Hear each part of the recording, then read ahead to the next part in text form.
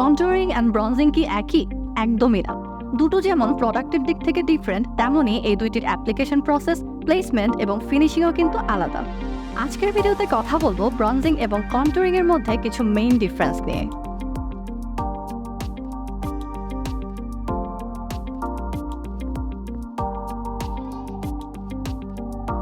Contour ফেসে strategically কিছু certain এরিয়াতে শ্যাডোজ ক্রিয়েট করতে ইউজ করা হয়, যা আপনার ন্যাচারাল বোন স্ট্রাকচারকে আরো বেশি এনহ্যান্স এবং ডিফাইন করে। অন্যদিকে ব্রঞ্জার ফেসে warm and sunkissed glowy effect add করে। কন্টুর শেডস সাধারণত নিউট্রাল আর কুল টোনের হয়ে থাকে, আপনার স্কিন টোন থেকে ডার্কার হতে পারে। ট্যান্ড ওয়ার্ম লুকের জন্য ব্রঞ্জার সাধারণত একটু ওয়ার্ম টোনের হয়ে থাকে, তবে আপনার স্কিন টোনের উপর শেডস ডার্ক থেকে লাইটার হতে পারে। কন্টুর ফেসে স্কাল্পটিং করতে এবং ডাইমেনশন অ্যাড করতে হেল্প করে। ফেসে ডিফাইন্ড অ্যান্ড শার্প লুক আনার জন্য কন্টুর এই এরিয়াগুলোতে অ্যাপ্লাই করতে হবে, যেমন আন্ডার দ্য চিক বোনস ফেসকে কার্ভ আউট করার জন্য, নোজের দুই পাশে অ্যাপ্লাই করে নোজে স্লিমার লুক দিবে। ওয়াইডার ফরহেডকে স্মলার দেখাতে এবং জলাইনকে শার্প করতে কন্টুর করা হয়। ওয়ার্ম অ্যান্ড হেলদি গ্লো এর জন্য ফেসের হাই পয়েন্টস যেখানে ন্যাচারালি সানলাইট হিট করে, যেমন forehead, top of the chick bones, nose and chin, এই এরিয়াগুলোতে ব্রঞ্জার অ্যাপ্লাই করা হয়।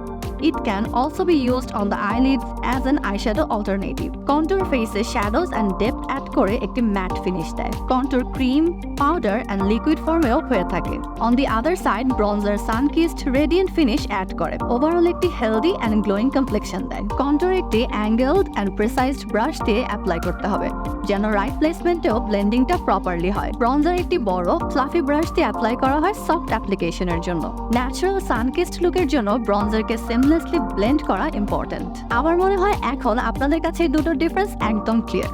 I hope this video was helpful. Till next time, take care.